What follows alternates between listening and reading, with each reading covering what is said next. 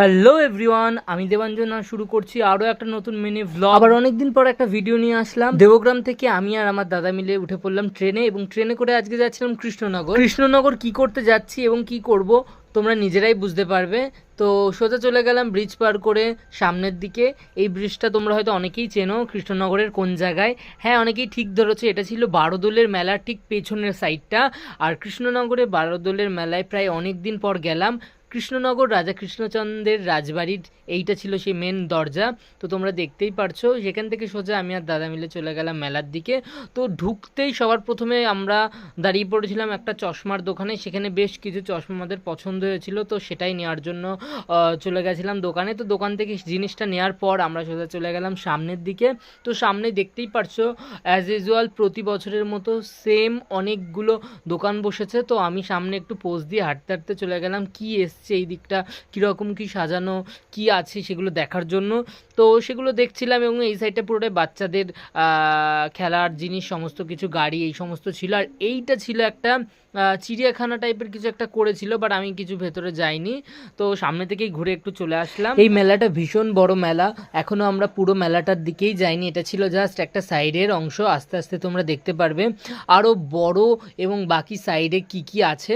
তো প্রথমে আমরা এই সাইডটা থেকে ঘুরে চলে আসলাম, এবং ঘুরে আসার পর দেখলাম হোম ডেকোরেশনের জন্য বিভিন্ন আসবাবপত্র।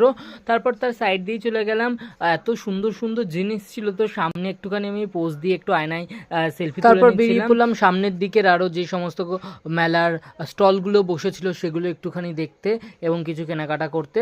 তো তেমন কিছু একটা আমাদের কেনার মতো কিছুই ছিল না। তো এই দেখতেই পারছো সামনে এতটা ভিড় ছিল কি বলবো। তারপর আস্তে আস্তে আমরা ঢুকে গেলাম সামনের দিকে।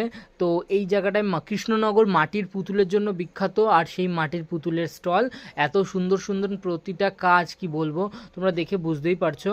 তো এখান থেকে প্রতিটা জিনিসগুলো দেখেই লোভ লাগছিল, বাট বাড়িতে মাটির জিনিস নিয়ে আসলে বাড়িতে মা যে এত পরিমাণ বকবে তার কোনো বলার কথা না, কারণ বাড়িতে ভীষণ এবং অনেক অনেক মাটির জিনিসে ভর্তি। তো সেখান থেকে সোজা চলে গেলাম আবার এই স্টলগুলোতে দেখতে। তো এখানে আমার দাদা একটা শিব ঠাকুর খুঁজছিল, বাট সেটা পেলো না, পুরো পাথরের। তারপর ওখান থেকে আস্তে আস্তে ফুলের সম্পূর্ণ একটা স্টল ছিল, এত সুন্দর সুন্দর ফুল ছিল কি বলবো।